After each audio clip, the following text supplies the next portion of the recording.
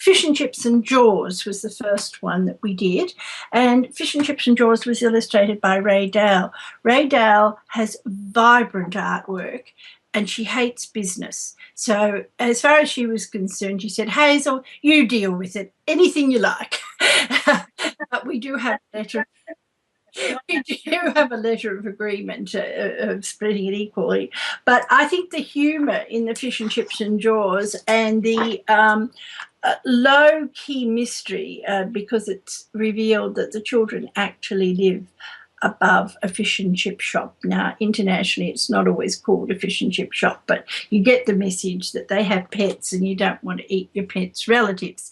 So there's a low-key mystery. Now, what I liked about the TinyTap's production, apart from the speed, when we did Famous, it took about a year for that to be done with Blue Qual, because their emphasis on quality has been absolutely fantastic.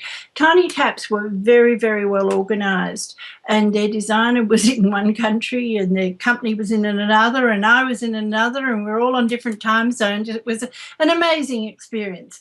I didn't voice these ones, and I would have liked a more childlike voice, but they were wonderful to deal with, and they scripted it, whereas I scripted the Famous one and put in the squeaks and meows. I refused to read the snores on the audio. I think Vincenzo added the snores. But in this one, what I really liked was the educational involvement of what students or what readers could do as they work their way through the picture book apps. And I think that's been really well done on the TinyTaps one. The Hundreds and Thousands Kid was a slightly different one. It has a maths connection and a personal family connection, because the 10-year-old girl who was the model for this one, it's about a girl who sees people in the shape of numbers. So it's a very creative problem solving relating to maths. It was my daughter when she was 10. And now we have a 3-year-old grandson who says, I want to read the Mummy book. Well, the Mummy book is the print book of this, but is also the iPad of and he reads the two of them simultaneously. And in fact, he showed me how to turn the sound up on the iPad, which I didn't know how to do. And he has added things to the story as we've read it together. And I think that's another aspect of the picture book apps. So, for example, there are the 109876543210 numbers within the apps, and he pressed on them and got a reaction, so on, and he added blast off at the end. Now, that wasn't in the script, and I think, as with a picture book, a child brings their own imagination to it. I think the same thing is happening in the picture book apps. And what I like from an educator's point of view is the potential for adding other languages. And I think it means that in a family where you have more than one language, you can share a book in multiple languages.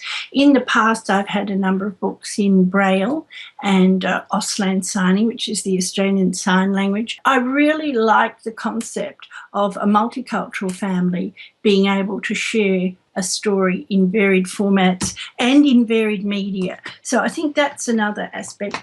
And the last one with the TinyTaps one is probably the more abstract. This is called Not Lost, Just Somewhere Else. And it's about excuses, and all families have excuses, but my son was fabulous at excuses for losing stuff. And so this book's dedicated to him. And it's meant to be the front of a fridge, which is where most families leave their information. And it's very fanciful and perhaps more abstract. I think it provides a lot of discussion, and this is one of the benefits of the app, I think, that families can share it together. You can still have a cuddle, as you can have with a print book, but I think there are other possibilities for them.